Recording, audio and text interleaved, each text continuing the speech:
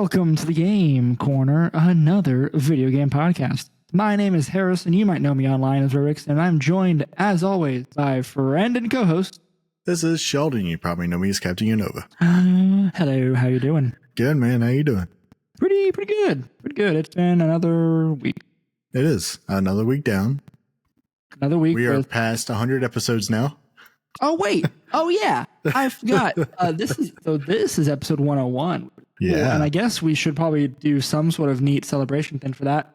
And we don't have that planned, so maybe next time. Yeah.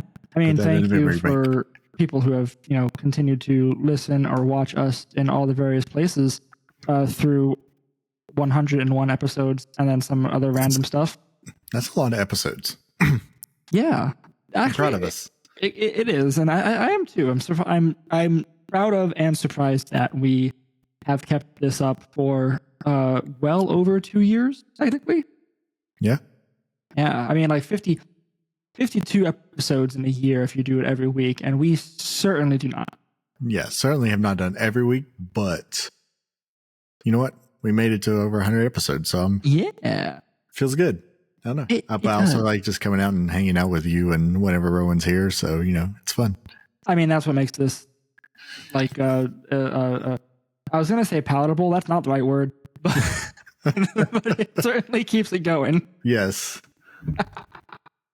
But yeah, so again, thank you for people who continue to listen to us and whatever. We'll do something at some point special-ish for that. We keep saying we're going to do stuff, and I mean, that's true. We will eventually. There will be time at some point in our life.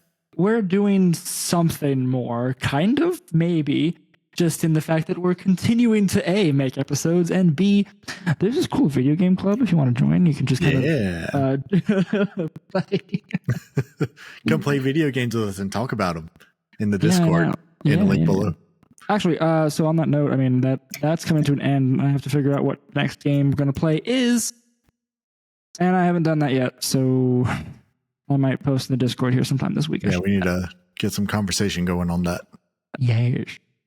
But anyway, yeah, so again, thanks. 101 plus episodes. It's cool.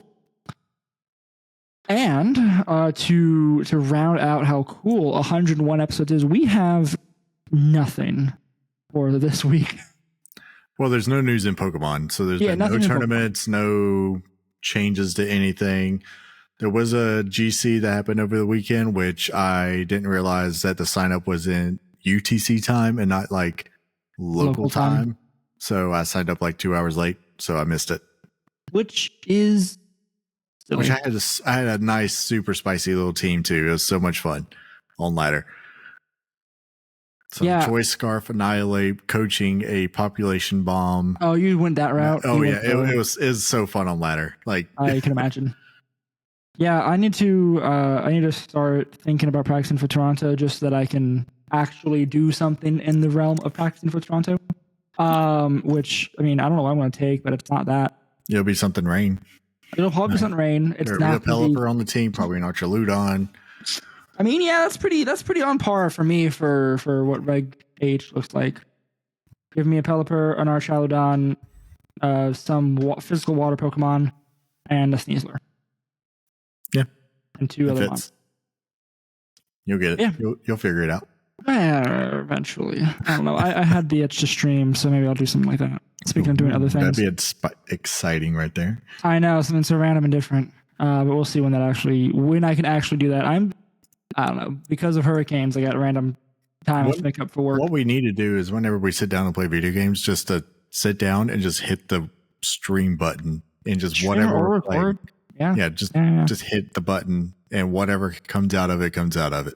I need to sit in this chair at this computer and play games more to do that. Yeah.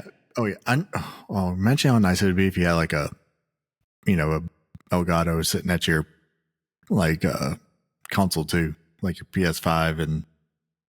So I don't know if this was before your time.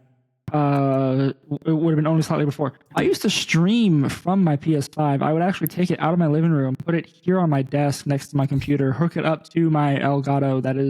That's a lot of work, though. Internal to my computer. Yeah, I don't have an external one. I have an internal PCIe card. Yeah. Elgato in my desktop, and then stream and record off that a few times. It was a lot. It was a process. It's a lot moving a whole console around for that. Yeah, and adding yet another like fancy math box into this small office to generate more heat. Yep. Oh, I was dying. Yeah, those PS5s, they make a lot of heat. A lot of things do. Yeah. I mean, again, by the end of recording, because I turned my AC off for the sound, my door's closed, my fan is on, which is nice. That it's just circulating hot air. But it's basically circulating hot air because I have no way to like exfil warm air. There's no vent. There's no venting. No. Yeah. So, whoops. But that's fine. And by the end of our hour-ish recordings, I'm normally like about to start sweating. Like the floodgates are about to open. That's rough. Luckily, it's slightly cooling off. It's kind of fall in Florida right now. We're starting to get fall. Today's been nice. Past couple days have been nice here. We're about to get back up into the 80s again, unfortunately, but yeah, that's how it goes. Like right time for Halloween, where I'm going to be walking around the neighborhood with my kid to go get candy. I'm really bummed because we don't get kids. Oh, you don't get kids? We don't get Halloween trick-or-treaters. Oh, that's so fun. I know. We were so excited because, like, I mean, we get the good candy. We will splurge, which we have always done. But now we know that we're not going to get kids, so we splurge on good candy and not a whole lot of it because it's just going to end up, in my gullet. You like. Yes. Well, no, I'm talking like Reese's cups. Oh, right, like the packs, and then like not that cheap like assortment bag of off-brand Tootsie Rolls and. No, we get the. Hold on, my wife had sent me in a group chat the candy that she had bought. It was like Reese's Pieces, Kit Kat, Twizzlers, and one other thing that was kind of weird. Like, didn't seem like it belonged. Not that Twizzlers belongs in there either. Where'd it go? It is gone. It is gone to the ages. But the good stuff. Some real candy. Stuff. Yes, it was very good. Are y'all dressing up for Halloween? I mean, or why would we? I don't know. I was just curious. Like, I don't know if you have anything going on or if you got anywhere to go. We would. I mean, honestly, we'd probably cheap out and use our Ren Fair garb as. That makes sense. You already got it. Yeah, it's easy enough. And like, I mean, like, big cloak you can put on too for. Yeah, you can do some good role play with that. You can. Yeah. What are you and kid going as? So my kid is going to be Sky from Paw Patrol. For any parents out there that know about Paw Patrol. Which one's Sky? The girl, the pink one. That makes sense. That makes a lot of sense. So she's going to be her. My wife is just going to be like a dog because the kid picked out the costume. It's like a Dalmatian, and I'm going to be a dog catcher. So I have a net. I got the newsboy cap, some suspenders. Pretty good. Yeah, that's pretty good. I mean, honestly, one of the joys of having a kid is being able to do silly group costumes. Yeah, you have to. Yeah, that makes sense. Or at least like the way you start, like we let her pick out what she was going to do, and then it's like, okay, we'll figure it out after that. And then you decide how you as the dad is going to ruin it. Yes. Yeah, exactly. That makes sense. I'll chase her around with the net, trying to catch her around the neighborhood. Yeah. Yeah. That's pretty funny.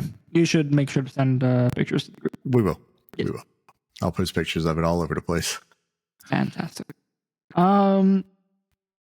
So I did lie at the beginning of this. We do have a topic we're going to talk about for the pod today. Do you want to jump into it? Yeah, let's go for it. So as you can probably tell by whatever witty title that I'll think up in editing for this, we're going to talk about our gaming past. Yes. What has led us to be the gamers we are today. Yeah. So, I mean, I don't know, and I guess we're going to talk about it, but I presume that the two of us have grown up playing video games for the majority of our lives. And I mean, I don't think it needs to go without much saying that we've probably played Pokemon since the beginning. Yes, Gen 1. Cool. Actually, that's not true for me. I had to go back and play Gen 1, but I'll explain that in a bit. But I've watched Pokemon anime from the beginning. Oh, okay. I knew Pokemon as soon as it was over in the States. I got very excited about it. I was definitely a Gen 1, like not even Game Boy Color Gen 1 on the old brick Game Boy. Oh, on the Game Boy? Game Boy, not Game Boy Color, yeah. Yeah, I forgot it. I forget what it came out for. So I did not have a Game Boy or Game Boy Color, which is why I couldn't play the games. I would obsessively like be interested in my friends who had like a Game Boy Color and had the games. Like I remember there was this girl in my neighborhood who had Blue, and like I'd go over to her house and like hang out, and we'd like just watch someone play the game, which is very funny. Crazy, that little like 2-inch by 3-inch screen or whatever it is. Yes. What? That was 96? Something, 90. I think it's copyright's 95, I think. That is I think in 96 probably is when it came to the States. Red, blue. Let's see. Yeah, so initial release date was okay. The Red and Blue were released in North America on September 28th, 1998. Oh, 98. According to Wikipedia. I guess that makes sense. Yeah, 98. So, I mean, I would have been 5 or 6 at that point. 6. Oh, yeah. I was, geez, how old was I? 10? So. Yeah. So, I mean, like, yeah, youngins playing the games, you know. Now, my first Pokemon game was actually Sapphire. Because I got an advanced. Yeah, I guess I got an advanced. I got an advanced, then I got an SP. Yeah. Because I remember I definitely broke my advanced because my dog jumped on me and I dropped it. The screen broke. That was annoying. But yes, I got an advanced and an SP. And played Sapphire, then Emerald. I went back and I played Blue and Crystal. Yes. I've actually never played Yellow, which is fine. Yellow was a pretty interesting take, though. I remember when it came out, that was pretty hype. It was cool because Pikachu followed you, and also you had Pikachu. You started with Pikachu, you got the other starters, so that was it was a pretty big deal when it came out. Yeah. And then I've played at least one from every generation since then, every set that came out. But you have just played every single one from the get-go. Yeah, pretty much. I've been Gen 1 and since.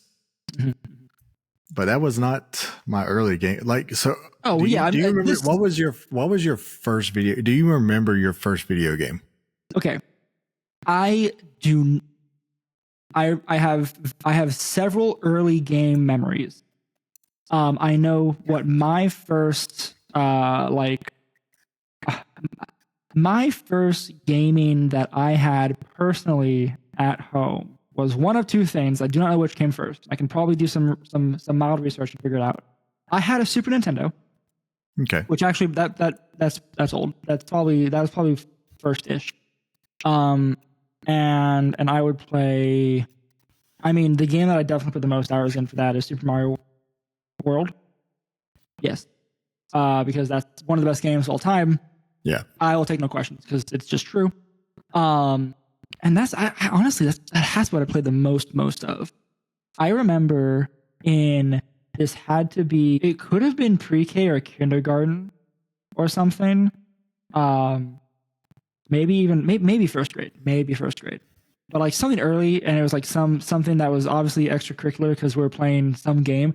I'm pretty sure, looking back on it, it was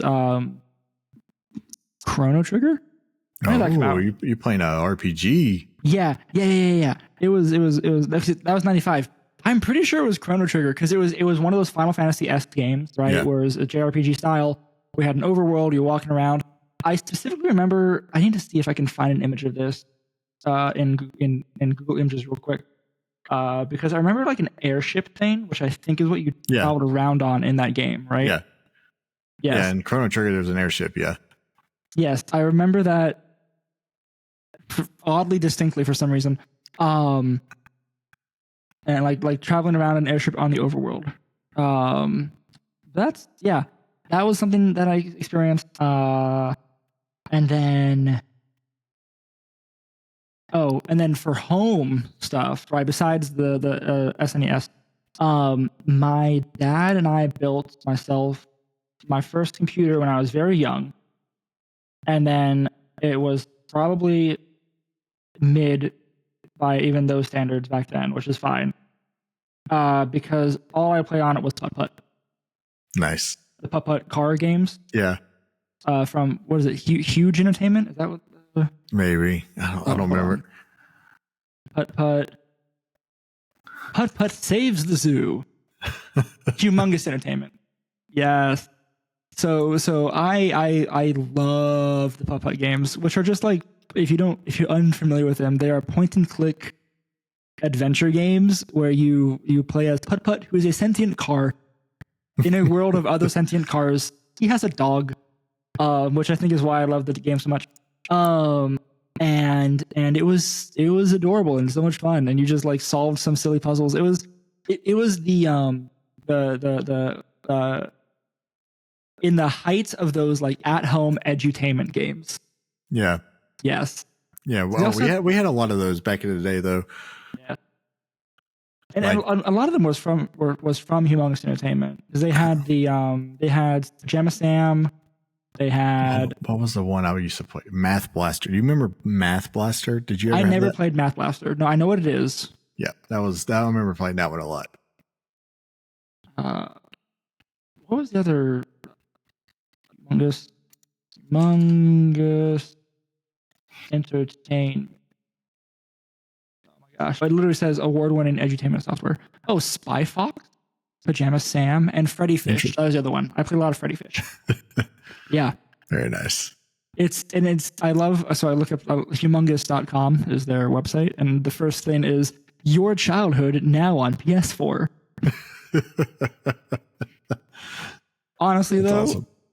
Also on Nintendo Switch. I am tempted to go get some of these games it's on Steam as well, and just play them. Just and be like this 30, 25 years later, whatever, and figure out, does it hold up? The answer is no. Oh, definitely not. Definitely will not.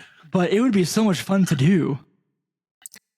Yeah, because I've been sitting here thinking about so I will tell you my first gaming experience was with Atari. Yeah, I know. And I remember two games I distinctly remember are, of course, Pitfall. Sure. Everybody, and E.T. The E.T. game. E.T. the weird game. And also one more, Cubert. Oh, I remember playing Cubert on PC as well. Cubert was another one. Which I remember playing it, but not knowing how the game worked. I just remember pressing buttons and moving.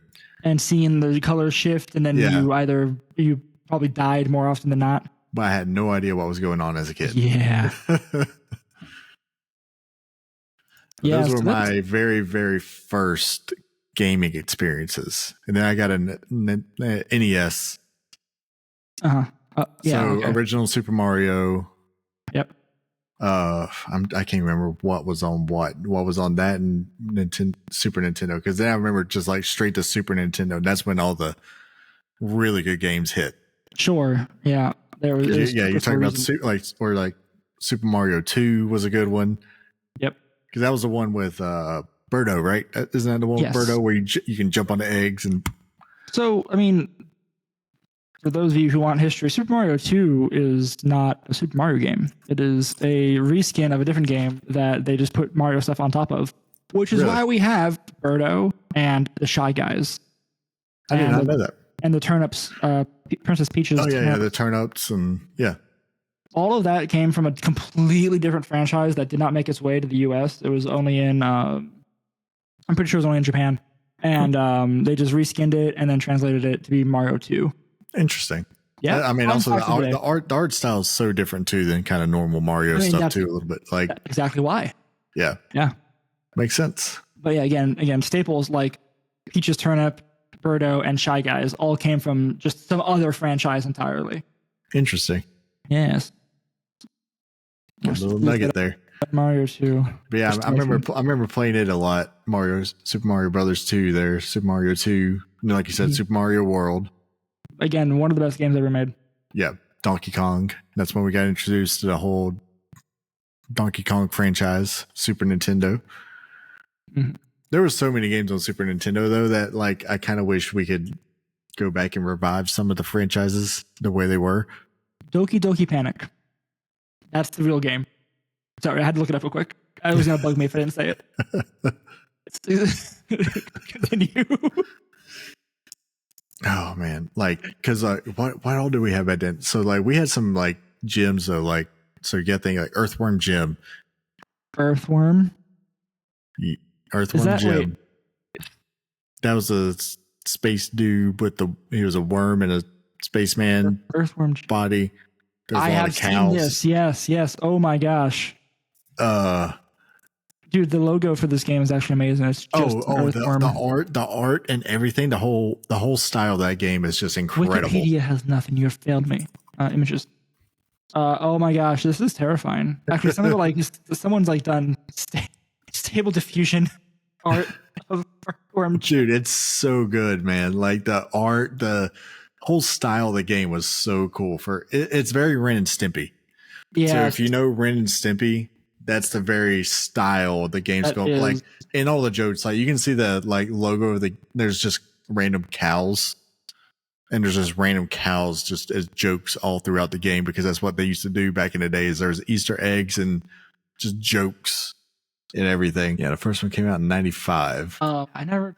Oh, what was it on? Huh? What was Earthworm Jim on? Super Nintendo. Okay. Like I think like Sega Genesis.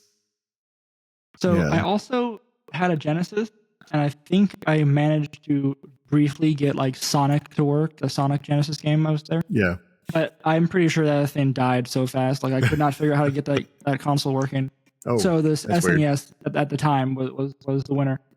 Oh, now I'm going nostalgia tour now though, because also we had Booger Man. I'm sorry? Booger Man. Nope. I am unfamiliar. Oh man. So this is why I get this. I may have seen this. This is why I get for being a few years older, is I remember these like in very much detail. Like yes, that's true. I can't fathom this. What was the I also had I don't know why this made me think of it. What's the Clay Man? It's just a literally his whole thing is he's a rectangle made of clay. Ooh man, this hurts. Someone listening might know what I'm talking about. What is it? Man made of clay. Gumby. That's it. Yes. Wow, that was exactly it. Yes, there's a Gumby. There's a fighting game on the SNES that had Gumby in it. Oh, I know what you're talking about. I think. Gumby. You know what? Fighting game SNES. Clay Fighters. That was a good game, man. Yes. Well, so you got to think like Super Nintendo. We had all the that was Mortal Kombat. When Mortal Kombat came out, Street Fighter. That's when they came to consoles because they were super popular in arcades. Yes. So we got the ports over to Super Nintendo, other consoles, and everyone said, "Oh, they're doing so good." So you had so many good fighters come out. Here in the mid 90s. Yeah, it's interesting because like what's funny, what I think is funny is a lot of genres for gaming that we think of today that do well, like came from like new genres don't pop up, right? Every game in the like early 2000s, or maybe just the 2000s, right? They're all shooters because you can have a mouse and keyboard, and that came up. And like Halo is doing well, right? Like all that stuff. You have fighters came out earlier because they're doing so well in arcade games, right? You have even what's the beat 'em up style games like the Ninja Turtles game, right? Or the Simpsons arcade games like that came out. Gauntlet kind of game, like. Well, and Gauntlet was different. Gauntlet was more of a like dungeon crawly game. Yeah, that was a roguelike-ish. Yeah, dungeon crawler. Yeah, and like all these things kind of came from before. And we just, I mean, given our ages, we've more or less grown up alongside video games too, which is interesting. and gotten to like play and steal a lot of this stuff. But I really like I challenge someone to prove me wrong, but like genres don't come up that differently. Like a game not often. It takes a lot. So I think one of the newest ones is Souls games. So Souls is a fairly new genre that's risen. But like, okay, I guess.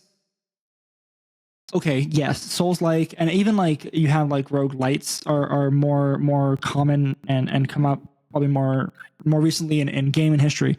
And one could argue that, well, yeah, of course, it's a genre based off a game, so the game had to come out first. Yeah, but it's neat things like what's the next game that's going to define a genre? Yeah. But like even so, you can trace back elements of that to like to beginning of gaming history, because what is a Souls game than you can go back fighting game? You can go back to early like 3D games where some of them were impossibly hard. Yes, they were hard for the sake of being hard, and that's almost the DNA of a Souls game. That's also true, and a lot of games back in the era for arcade games, they were hard so they can take your quarters. Oh, arcade games for sure, especially fighting games, Mortal Kombat, Street Fighter, all these, like the AI was predictive. It was a predictive AI. Yes. So it knew the inputs you put them in and could respond instantly to everything you put in. So it was almost impossible to beat it. So you spinning quarters. So that was the whole point of the. Yeah. So like that's why like early fighting games and stuff there was a lot of balancing issues and stuff. It took them a couple of games sometimes to get it right. Yeah, because like the Mortal Kombat 2 there's a Ultimate or whatever, Mortal Kombat Gold or something after that. It got better. Yeah, as it went, because you didn't have to worry about the AI and stuff screwing your players over. Yes, and we've gone the wrong direction. We've gone older. We need to go newer. Yes. So I will say though, you're talking about touching on that Clay Fighters. I remember one of the funniest scenes though is when it came to N64. It was Clay Fighters 63 and a third. Wait, it was on 64? Yes. Yeah. Oh, that's amazing. Yeah. Again, that was also, so there's two consoles I feel like that have defined my early life, and that is Super Nintendo and a Nintendo 64. Those two defined my early gaming, and most of my favorite games of all time come from those consoles. I believe that. Especially Nintendo 64, because when we get to that one is like the king of gaming to me. Okay. Well, I never had a 64. Really? No, I didn't. I wanted one. Again, I had a friend who had one, and we would play. But I don't know, maybe my parents were afraid of that weird controller. So I remember a few games from 64, a few games that I played at friend's house. And actually the one that sticks out to me the most from N64 is not what you might be thinking of. Because you might be thinking that I'm going to say Super Mario 64. That's one of them, yeah. No, it's Donkey Kong Country 64. Donkey Kong Country was a great game. It was so good. Yes. I remember playing that game, and like me and my friends would, like, again, it was like a controller passing, right, at the time. And do our best to try and like, because a lot of games back then, especially those 3D games like Donkey Kong 64 and even Super Mario 64, were really like fancy collectathons. Yeah. Right. So we would do like all we could to collect every single like purple banana. Is that what you were searching for in that game? They had achievements, but stuff were locked behind achievements. So you could only get like characters in like in Donkey Kong Country. Donkey Kong Country or Donkey Kong 64? Donkey Kong 64, right? It was just Donkey Kong, not Country. Donkey Kong 64. Yeah, okay. I want to make sure I'm giving it had the nice yellow cartridge too. Yeah, it did have the banana yellow cartridge. Yeah. But yeah, so you can only you unlock the characters through like finding stuff, and we had like every character at some point unlocked, and it was just fun to like play around in the 3D world as one of these monkeys. Yeah, but I mean these especially early 64 games. So I mean everybody knows Super Mario 64, which was just an incredible game, especially for the time. Yep. To me, though, the first one that stands out, yeah, of course, Super Mario, but you had Ocarina of Time. Oh, one yeah. of the greatest games ever made of all time. Yes. To this day. Yeah. I have a funny story when we move a few more years in a few more generations in the future. I can talk about those games. Because again, I didn't have 64. But yeah, Ocarina of Time and even Majora's Mask are phenomenal games that came out on that machine. Like there's so many games. Like so, you got Donkey Kong, you got Mario, you got Zelda that sticks out. GoldenEye. GoldenEye is was revolutionary for its time. Was just that Perfect Dark. Yes, same time frame. Like so many of these games to me, like I played so much of, and then there's even to me, there's some games that are probably people never heard of much for N64 that are very like meaningful to my early gamehood. So one is Harvest Moon 64. A good game. Amazing game. As far as everything you could do in it. I mean, think Stardew Valley, but I would rather play Harvest Moon than Stardew Valley. That might be. Harvest Moon 64, not the newer Harvest Moons, but Harvest Moon 64 in particular was a fantastic game. And then Ogre Battle 64 when it comes to tactical RPGs, that game was phenomenal.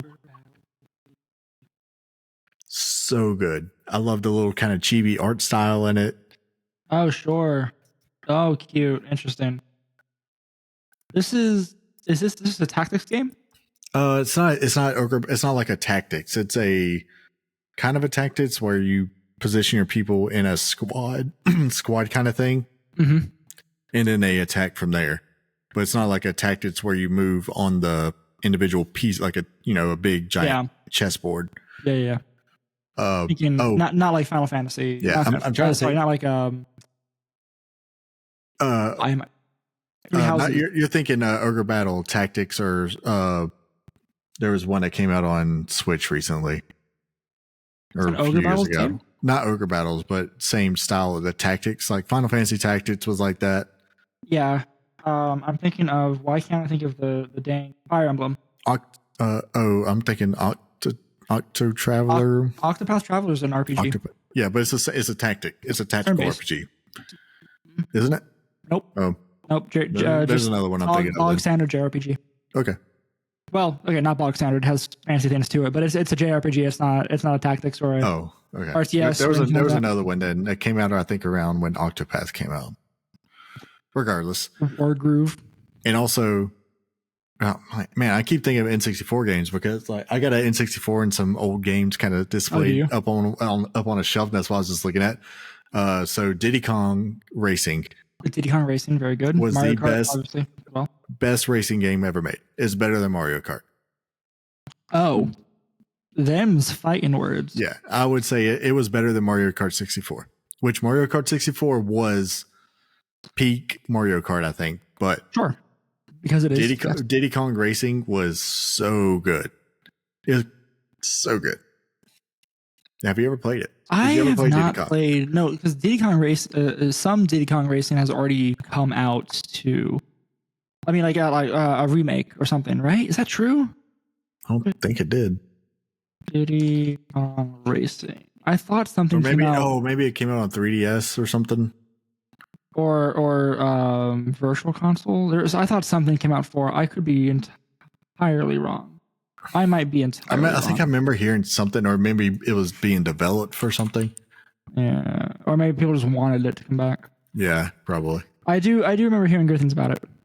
Yeah, it's such a good game if you never play. Like, because there's a whole RPG kind of story element to a racing game, which was just awesome to Unheard of. Yeah. Yeah, it was so good. And then also racing games, the Star Wars. Did you ever play the Pod Racer game? Pod Racers. That was also a good racing game. I think I saw it, and maybe a friend had it, but I don't remember. That was on multiple consoles, but yeah. But yeah, for racing game, like that was also just a phenomenal racing game. But again, Mario Kart 64 is also very peak I mean, also game. They're also products of the time, right? If we go back and play them now, as far as racing games go, they might not hold up. I think Mario Kart might hold up. I feel like that's something we can all pick up right now. Mario Kart will hold up for have nostalgia. A blast. Yes, it'll be fun, but it's only for nostalgia, almost certainly.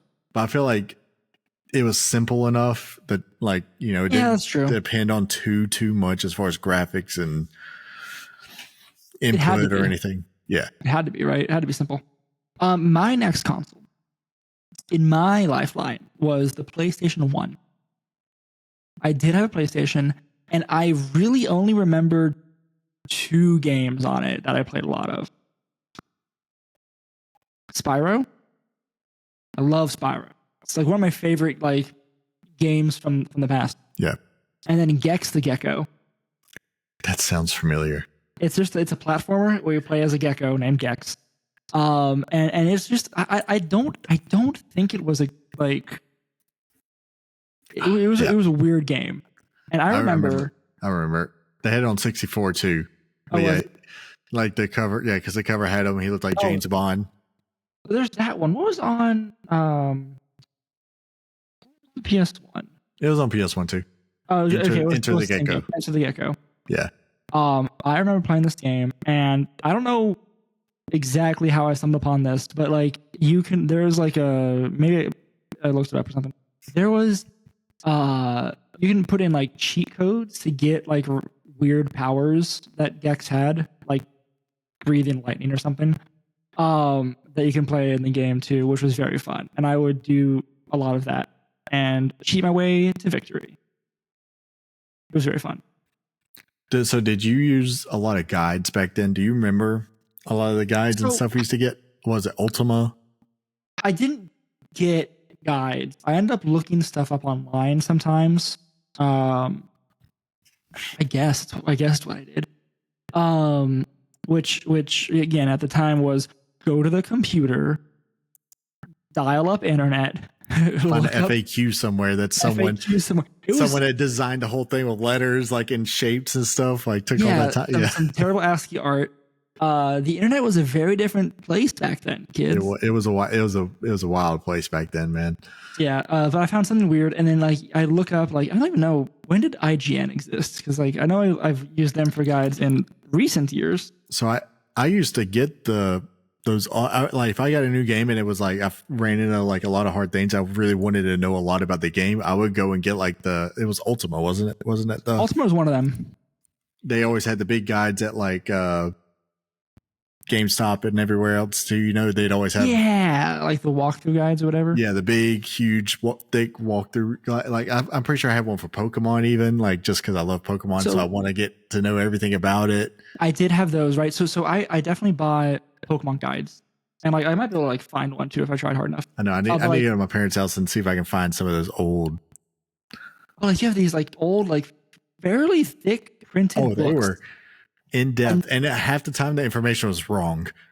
When you found something wrong, it was very fun too. But a lot of the time it was more or less a walkthrough of the game. Mm-hmm. You can they had screenshots, it had all this stuff. It was not unlike what Game Explain, Nintendo Power, IGN, not Power. Nintendo Power used to also be my favorite magazine. Nintendo Power was good. Nintendo Life, but these websites put out for guides. Is you saw the same thing but printed out, and it had to come out before the game was out. Yep. So again, it could have wrong stuff in it or whatever. And no one was fact checking these guides. They just wanted to put them on shelves. They just threw stuff out there, man. But yeah, that was that's a how memory we used to have to if you got stuck in a game, that's you either depended on secondhand playground knowledge or you went and bought a guide. We 2 weeks ago, that was 2 episodes ago, we talked about playground knowledge for Pokemon stuff. Yeah, it was the same, and so much of that for every game out there. It just wasn't Pokemon; it was every game. Yeah. And honestly, I don't remember what else I had on PS1 because I don't know. I really don't remember. Final Fantasy 7. I did not. And I had 7 and 8. Yeah. So I know that they came out. I don't know why that was the only games I had. I had the PlayStation, but it was the little baby one, the PS1. Sure. You know what I mean? They had They're small. Well, they had the regular PlayStation, and then they had one that was just even miniature. Huh. It was towards the end of the life cycle of it. I mean, that's probably that's a thing that they would do, right? Yeah. So, but that's the one I had, and I got that just for Final Fantasy. Yeah, I know. I had a friend who had Final Fantasy VII, and we would like. I saw some of the game, but it was again so long. I don't think that I. Well, you got to think too. So I'm thinking back. Like Final Fantasy VIII was like what 4 disc, I think. So the PS1, the PS1 is a different thing than the PlayStation. Yeah. Okay. So I had a PS1, which is just a mini version of it. I had a PlayStation. Yeah. Which I you had the regular one. Yeah, which I also only now remember had only two controller ports. Yeah. That's different. And yeah, the PS1 was a smaller and curvier one, like rounded edges or whatever. Yep. Oh, interesting. Oh, wow. Okay. Yeah, I remember that thing broke and the lid wouldn't stay down. Oh yeah. Oh, that's funny. Yeah, we thought it was bad having to blow into the cartridge. But yeah, that was also something wild. Is like old games. I mean, with computer games too, is you had multiple discs. A game couldn't just be held on one disc and you could only download for big games. Most games, like people think of like Final Fantasy VII was like that. I can't think of another game that I don't know that I ever had any of those big games. It was always RPGs. Of course, it was a big game. Yeah. RPG, like when it comes to PlayStation computer, pretty much the same way. Because I remember Baldur's Gate 2. Right. Both were like 6 disc, like crazy amount of disc. You had a cartridge thing that was like that 2 inches thick. Yeah. So we got away from that right now, because even if you buy a game now for the PlayStation 5 or the Xbox One or anything on the computer, you're expected to download the majority of the game. Yeah. Like if you get a physical copy, the disc just starts to download. It's like saying it's a key. Yeah. Yeah, it's a key. It's a physical key. Yeah. Now, to be fair, some games I'm pretty sure do have the majority of a game on the disc, but you still have to download a chunk of it. And you still have to download a chunk of no matter what is on that CD. Yeah. So it might have like the initial to kickstart the game kind of thing, get it going, but it's still like you're still going to have to download something of it. And then you're expected to have download updates or whatever too, right? But no, like back in these days, the game shipped and that was it. That was it. Everything. No updates. Which is wild. Which Nintendo still feel like they still do that. Yeah, okay. Scarlet and Violet had updates. At least like we can say that some games have had updates. Annoyingly enough, they updated out glitches in Tears of the Kingdom. Yeah. So my next console, and the one that I probably spent the most of in early time, was GameCube. Oh, GameCube. Yeah, see, that's the kind of nostalgia. But I feel like your GameCube is my N64. N64 was probably like the very I really got into gaming in N64. But yeah, GameCube was the natural progression point, which was a weird console. It was a weird console. GameCube was a really weird concept. I still don't understand why they did that little 3-inch disc or whatever it was. Disc, yeah. But there were some iconic games on that. Some iconic games too that you could think now and people would never think of anything but games we played on the GameCube. And hopefully some listeners I hope we're sparking some memories, some nostalgia, some memories, some of those core memories that are buried in there. Yeah. You mentioned Harvest Moon. My first Harvest Moon game was Harvest Moon. What was it? It's not Friends of Middletown. Harvest Moon GameCube. A Wonderful Life was on the GameCube. I played a lot of that. That was very fun. Very nice. That's what got me into farming sims, and I still like farming sims to this day. Harvest Moon got us into cozy farming sims. Gaming. Yep. What's funny is another game that I'm gonna have to return to here is I did not play Sunshine. I wanted Sunshine so bad, but for some reason I never got it. I could never find it in stores. And like my parents never got it for me, whatever. But like I never got Sunshine. I did have Melee. It was fun. Melee was essential. It was definitely a cornerstone. One of the Dragon Ball Z games. I didn't know there was a Dragon Ball Z game for a game. Yeah, there was a Dragon Ball Z fighting game on. There was a One Piece fighting game on GameCube. I had both of those. It was very fun. Animal Crossing. The first Animal Crossing game was on GameCube. I had that. That was very good. That was probably when I first learned, I mean, as everyone did, the time travel exploit. And then I went way too far into the future, had so many weeds on my town, and everyone hated me. And I was like, I can never go back. Never go back. Oh, so I'm trying to think. The original release was it Luigi's Mansion? Was on GameCube. Yes. That was also like just one of those games when it came out was just so much fun, just stupid fun. Prime. I guess the first Pikmin was on it too. Pikmin, yeah. Pikmin was a cool game when it came out. Yeah. You know, I talked to Double Dash was on it. Mario Kart Double Dash. That was good. Yeah. It was fun. I've talked to a game, but I'm actually having trouble remembering all the games I played on GameCube. There's a lot of games on GameCube though. Yeah, I had it for a long time. Another thing that made me sad is I never had Wind Waker. I never played Wind Waker. You never played Wind Waker? No. Oh, no. Man. Even the HD remake. I felt like I was one of the people, like at least in my like friend circle when I was younger, that enjoyed the cell shaded look of Wind Waker. No, I loved it. It's another game that I want. I never had for some reason. Yeah.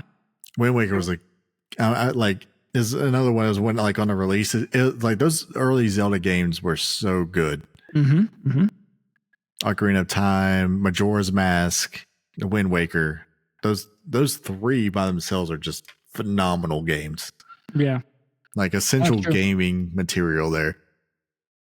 Did you before we continue to plow through years? Did you have an Xbox? Yes. Oh, well, that was also the same time period. So yeah, I had an original Xbox too. I remember getting the Red Ring of Death eventually on it. Ooh. Ooh. Yeah. So spoilers, I had nothing but Nintendo through until recently when I finally got an Xbox One X and a PS5.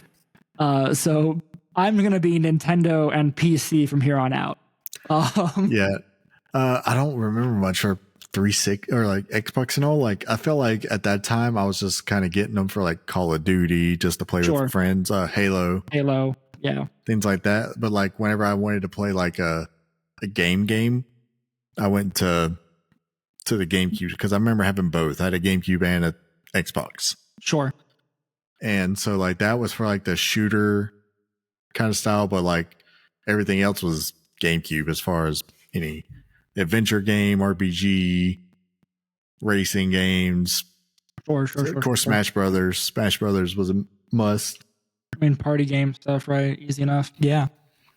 I can't think of. I'm trying to remember anything else from like Game Boy and Game Boy Advance that stood out to you. Not really. I only use Pokemon for those. Yeah, I had there was a bunch of games that I had. The Mega Man Battle Network games were all pretty much all on Game Boy Advance. It was all Game Boy Advance, and I played the crap out of those games. Yeah, I never played Mega Man past Mega Man X on Super Nintendo. Sure.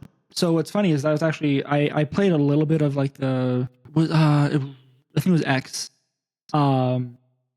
Before X was still a platformer, right? A 2D platformer. Yeah. Yep. Yeah. So I played some of that. Again, like at a friend's house or something. But then I don't know. My preferred Mega Man is the Battle Network series of Mega Man games, and like that whole continuity. Yeah.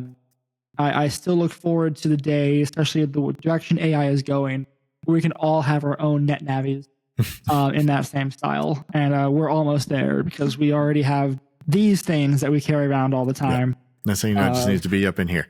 Just stay there.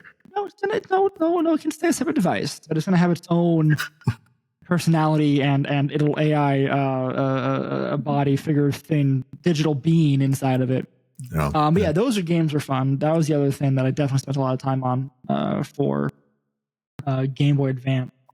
But what was great, in my opinion, is when the Game Boy Advance could be played on the Nintendo DS.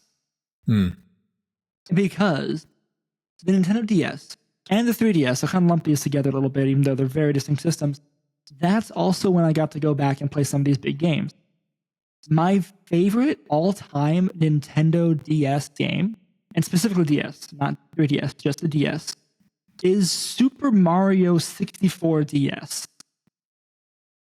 I got to go back and play it, right? I got to experience that game. And then also all the like fun extra stuff that they added into the game, like a bunch of mini game stuff. Yeah. Me and my dad would actually play a lot of those together, and we like got really into a bunch of mini games, which is, I don't know, a great memory. So that's one of my all-time favorite games. Was specifically Mario 64 on the DS. Yeah, very funny. Awesome. I guess as far as DS goes, though, I actually can't think of anything else that's specifically DS. So I'm gonna go to 3DS here in a moment. I guess handheld though. Thinking back to the only so I played Pokemon branded things too. So I had Pokemon Pinball was a great Game Boy Color game, and the TCG.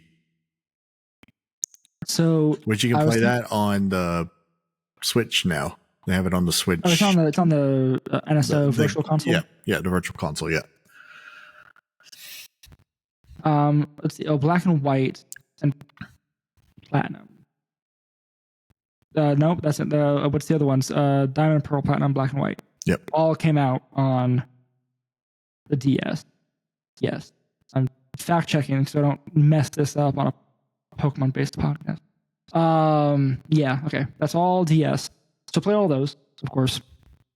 I remember specifically. I remember the day I was traveling back from some event, and I was just looking forward to going to GameStop to pick up Diamond. I pre-ordered it, which is very funny. What else is there on DS? I just came across a game though, but this is a GameCube, and I want to see if you remember it. Beautiful Joe. So Beautiful Joe, I saw and wanted and did not get, and I might be a better person for it. I don't know about that. I don't know if you're a better person. It was that another game you're talking about, just a good concept and just cool and different. Yeah, was that game? Yeah, that's true. Yeah, like you're playing a movie character in the superhero in the movie, but it's like playable. It's fun. It was a fun game. It was a fun concept.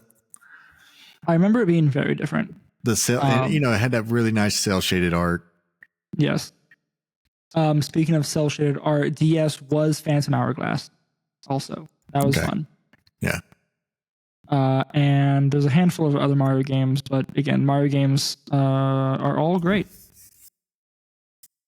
That's it. Can you imagine if they made a bad one? No, there's not a bad Mario game. I don't think they could ever let that happen. Someone can prove me wrong, and it just doesn't exist. The first one. I don't think it was bad. It's just the first one. Yeah. It's just the first one. All right. 3DS, I guess, is the next thing here. And 3DS, that's when I got to play Ocarina of Time and Majora's Mask. Hey, welcome to the club. So I got to play those games finally, which is fun. So I can say that I've at least experienced those cornerstone games, those cultural touch points in the world of gaming. At least you've played it, but I feel like if you didn't play it at the time, it's hard to grasp. It's hard to grasp the impact that Ocarina of Time had on the gaming industry. I wholeheartedly believe that. But okay, so if I could compare it to modern, it might be like Baldur's Gate 3. Oh yeah, sure. No, as far as the impact it had on the entire industry, is like, this is what we expect from a game from now on. Is this? Yes, I believe this is the gold standard. Yes, I mean, it's how do I say, like, it makes sense because it is a game that had, again, that much impact, both to the culture around gaming at the time and gaming now. Like, it's still a thing that like, the impact of those games, I think, is still being felt. Oh, for sure. Right. It like the whole game, especially for the time, it was like one of the very first releases for the Nintendo 64. Yep. And it was just so far above everything else you had on any console at the time. PC, didn't matter. Yep. And like, just all the stuff in it. So it came to like mini games, like going fishing in Ocarina of Time was just an enjoyable pastime that you could spend hours and hours just doing that. Yep. No, it's a thing for quality, right? Yep.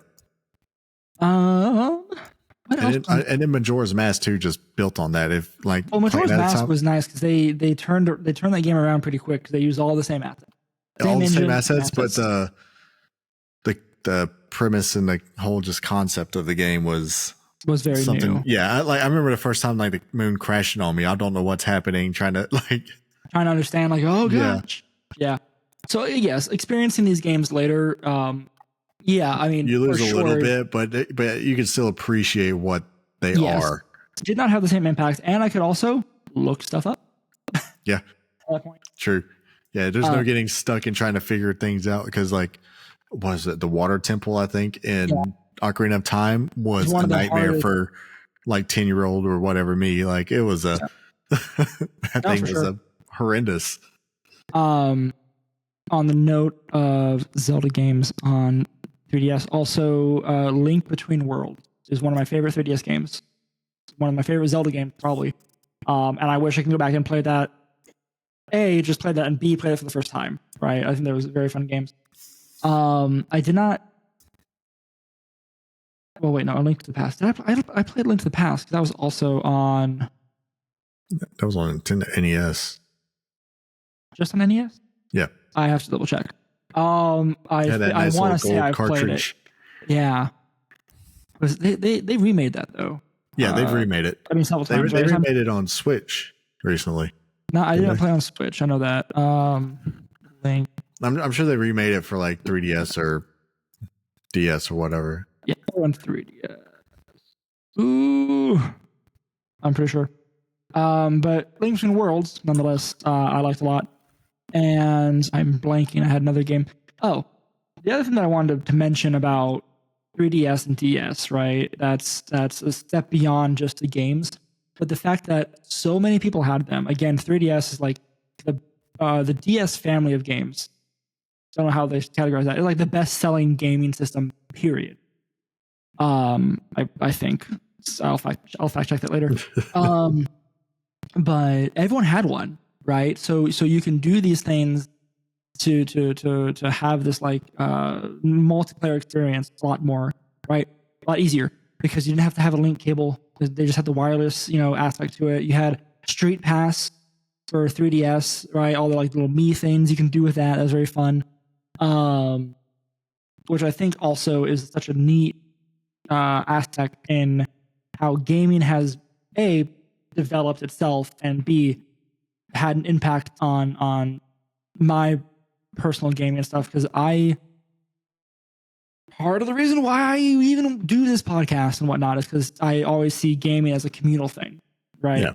Even like, again, this is a great time to plug the video game club. I want to do that because like these single player games can still have these communal aspects with the content. Yeah, like we were talking about from when we were kids, like that was the whole point. Like you were all playing your own save files somewhere, but you can go talk about it. Oh, did you do this? Oh, like I tried this. This worked.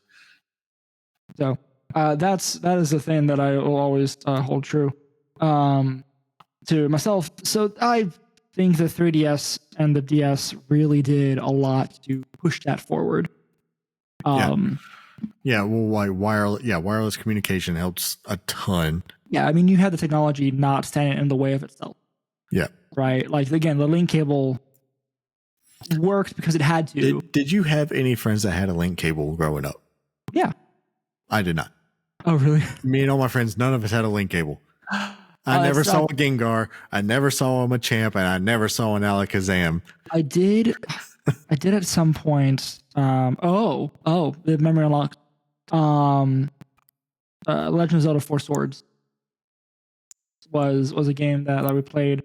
Had to get, like, again, the link cable with the thing in the middle so you can, like, connect to another link cable. They had something funky, so you got 4 people playing, and that was fun. That was a good time. When the few times we could actually get people together to do that. I mean, but also now though, no one ever gets the true like LAN party experience either. Did you? So the LAN parties I went to, and fast forward a little bit, because again, I guess 3DS was also college era for me. Yeah. That was also in college because I was a computer science major. I had to have a nice computer so I can code on it. Yeah. So of course I got a gaming laptop. Of course. Which was about 10 pounds and in my backpack at all times. So that's why I have back problems to this day. But I had a gaming laptop, and then we had a gaming club at school, and we would get together once a semester, so twice a year, and we would rent out a whole floor of this building on campus, and we would set up a LAN party. Someone had switches, or maybe the club had switches, and a gazillion Ethernet cables. We'd set up a LAN party. We'd have a couple of rooms dedicated, like, again, Smash on the projector, right? Someone brought in a GameCube, or I guess a Wii at the time. We'd play Smash on a projector, or another game, Mario Kart, whatever. All these party games. I think even Mario Party. And we would play whatever we were playing at the time. I can't remember what games we had, but it would be an all-night thing. It would be 12 hours from like 6 p.m. to 6 a.m. or something. All night. We just, like, someone would order pizza to the room. It was wild. It was so much fun. Yeah. That was my only real LAN experience. Like, I just remember getting together with my buddies, and like we'd have multiple TVs hooked up to like consoles and stuff. So everyone bringing over like a GameCube, Xbox, whatever, for Halo. Yeah, I think I've done that too. Yeah, because I mean, if you're playing with each other on the Halo, you can't do split screen because then you can screen watch. That's not fun. Right. we had, because we had a whole floor. We had, I want to say it was Halo, or maybe even like freaking League of Legends or something, where it was 2 teams in 2 rooms, but they were still like LAN together. So maybe it was, I don't know what it was. But it was very like a team in this classroom, a team in that classroom, and they were against each other, and good times. Yeah, I feel like that's not so much anymore because again, I mean, you couldn't sit at home and do that with your friends now. Like, we could do it right now in multiple states away. Yes, right. So between like internet infrastructure and Discord and all the stuff around it, it's gotten much better to do. So you don't need to LAN party now, but like, man, that was such a good time. It would be fun. It'd be fun to have a big LAN party again. So anything else to talk about? Or, I mean, we're at 3DS, and I guess I had a Wii U as well. I wasn't really into the Wiis. Like, during that time, like, I was like deploying while I was in the army and stuff, so I didn't really keep up with consoles too much. That makes sense. So I was kind of out on the Wii era. I think I had a 360, but I don't remember much on it. Yeah. So when you were deploying, did you have a DS with you, or 3DS? No, nothing. I didn't have anything with me. Yeah. Okay. Not like my first ones. Like later ones I did. I'd have a Game Boy Color with me sometimes, just because that was didn't have to worry about charging it. Just pop some batteries in it, and fair point. That's one thing also we miss out on some of the newer consoles, like the handhelds, like the DS and everything. You can't just put some AA batteries in it and go. I don't know. I prefer being able to charge stuff first. I like it. It is, but there's certain situations sometimes where it's much better to be able to pop some batteries in it. 100%. Yeah, no, that makes sense.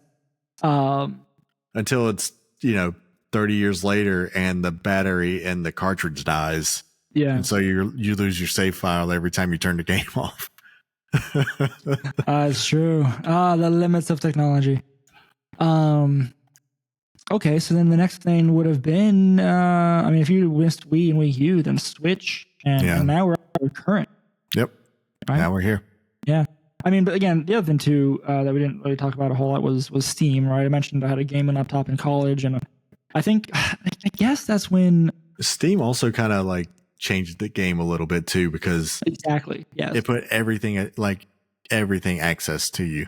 Yes. So I don't remember when I got Steam, and it was, I think, like right before college I had a Steam account, but I definitely got more into Steam in college because a lot of my friends just had a laptop and played Steam. I mean, there's always, again, people from that same club would always hang out in the same exact place in the same common space room on campus, and we're playing some game. Someone was always playing something on a laptop. Yeah. And they also introduced me, for better or for worse, to Humble Bundle, which helped to expand my Steam library, and shrink my wallet. So, there's a lot of stuff there. Before Steam, I played WoW, I played RuneScape, played Neopets, I played MapleStory. As far as stuff on PC, I didn't play more WoW than I did. I played some. Play more WoW than I did. I don't know. I kind of wish I would have played a little bit more. Like, I kind of hit a point where I was just like, I think I only played WoW up until Burning Crusade. So I did not play in the beginning. I had a friend who played early WoW, and I would watch him. I remember I'd go to his house and I'd watch him run around with his Tauren. Tauren? Is that the race? Yeah, the big bulls, Taurens. Yeah. He had a Tauren hunter, and he was running around in the Tauren area of the map of that continent. I remember that very distinctly, and I was very curious. Like, ooh, that's a cool game. I want to play that. It's big, open. It's all with friends, people. That was another game though. It was a good game, especially like early WoW was so good. Yeah. No, it's different now. Like, I remember trying to go back and play, and I was like, I don't know what's happening. I'm old. I can't do this. I'm scared. I don't like change. Like, that's fair. It's definitely it's a cross for Blizzard to bear. That's what WoW is. But I played a bunch of different expansions. I played in Mist of Pandaria because I wanted to play a Pandaren monk, because Panda and monk. Yes, of course. And then I played some more. I played before that too. I think most of what I played was in Pandaria. But I played enough WoW where I can say that I enjoy WoW. I would like to play WoW, but I did not crest that hill of addiction to the point of I need to go back every so many months to play WoW. Yeah, I get that. I'm the same way. Every once in a while, I want to go back and play it. Mm-hmm. I haven't pulled the trigger. Don't get me wrong. I'd never hit subscribe. Yeah. But because of RuneScape and MapleStory and WoW and even Neopets to an extent, I like to throw that one in there for fun. I do have a penchant for MMOs. Yeah. Yeah. And again, it's a big community aspect. It's the fact that like there's a persistent world where you can go and almost live in and do stuff in, and then you can eventually like team up with people or not. And I still feel like we're in that golden age, like our age group, where we hit when MMOs were the thing, hit it at the right time. When WoW was popular, you were at the right age to be able to buy it, actually appreciate it. And to be able to do it yourself. Okay, you say that, but WoW is not the first big MMO. Mm-mm. And I say that because my father-in-law still plays EverQuest to this day. Really? Maybe EverQuest 2? Like, I remember getting like the demo disc to EverQuest all the time. Yeah. They were like AOL discs, man. You get an EverQuest disc all the time. Yeah. It's very funny. That's honestly the precursor to WoW. Yeah. again, MMO tag, which 3D MMO still, tag targeting. Like servers are still up for EverQuest, which is wild. Yeah, that's very true. But yeah, I mean, I think, I don't know. I think that's my game in history. We did not discuss anything about it except how we walked down nostalgia lane. We were down a nostalgia walk. Yeah. I want to throw out another little wild thing that it's a very it's a funny thing between me and my wife. After we met, we found out we both played WoW, and we were talking about it. And we went to go play together, and we had been on the same server all along. Oh, do you know how crazy that is? That's adorable. I could not for the life. Because like, we're like, oh yeah, well, I'll hop over to your server, and we get on, and we're already on the same server. Really cute. So then have you all the servers that's out there? I don't have. There's a ton of servers. Yeah, no, but have you played? A little bit. Yeah, we played for a little bit. This was like 7-8 years ago though now, but sure.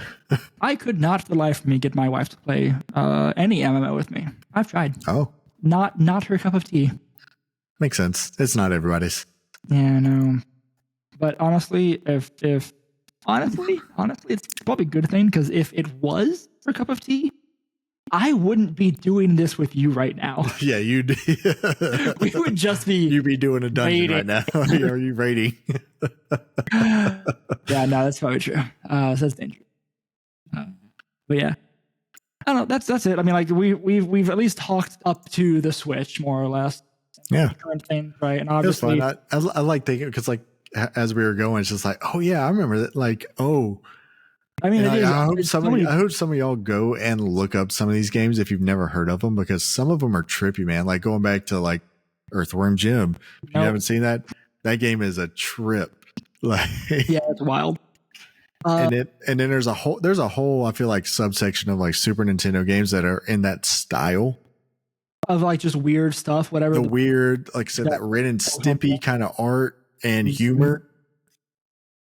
100%. It's just stuff you won't see in a video game these days. Everything now is a little bit more serious and realistic. You don't get a lot, like, because the game wouldn't translate well either, I don't think, to 3D. Oh, for sure. And you have to look at, like, I mean, right now the gaming landscape is so large with AAA, indie, whatever's in between those two, right? There's a bunch. You can look at Steam and see a slew of different.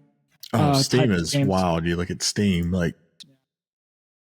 Even the Nintendo eShop right now for the Switch, there's a bunch of stuff on there that's wild and random sometimes. Yeah. But I think that we have gone an hour and 15 minutes. This is actually competing for one of the longer episodes. We had nothing to talk about. Good for us. I knew it would go like this.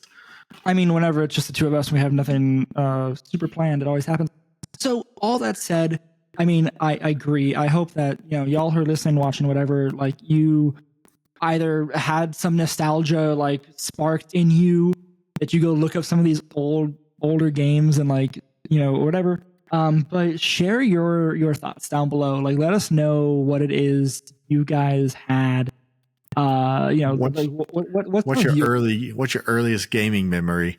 Early game memory. What are your, like, touchstone, keystone part, like gaming things that happen?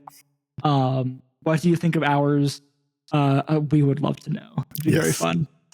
Because this was really actually like we talked about this beforehand. We had like nothing going into this episode. Like, you threw this idea, and I'm like, let's roll with it. And I had no idea what to expect, and it was actually very fun to like reminisce. Oh yeah, it's always fun. Nostalgia is always fun. Yeah, it's a good drug. But yeah, so I think that's an episode. That was an episode. That was a long episode. So thank y'all for hanging out again. Another hour plus of your week. Hang out with us. We'll do something cool for 100 episodes, he says confidently. Maybe at the very least we can read comments and actually do a better job than the last time we tried to look at some comments. Maybe. But yeah, so I guess that's it. I've been Harrison. You can find me online at row_ixon at all the places. And Sheldon, who are you? I am Sheldon. Find me at Captain Unova most places, Captain_Unova on Twitter.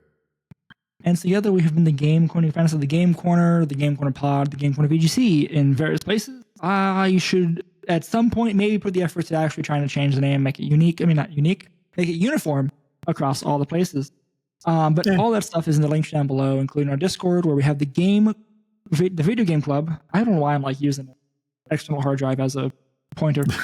Video game club, where we are going to be changing games the day after this comes out, with absolutely no idea what it's going to be. I have not yet finished Echoes of Wisdom, but I'm very close. So I'll play a little bit more, but not too far in it. But it's an enjoyable game. Yeah, we should catch up on that maybe next week. Yeah. So there's that. My brain just stopped. Oh, thank you, RobKTA. Try again. Thank you to RobKTA for the use of our theme song, Goldenrod Game Corner, off the Ultraball album. Again, everything's in links down below, and no matter what you decide to play, until next time, press start and game on. Bye!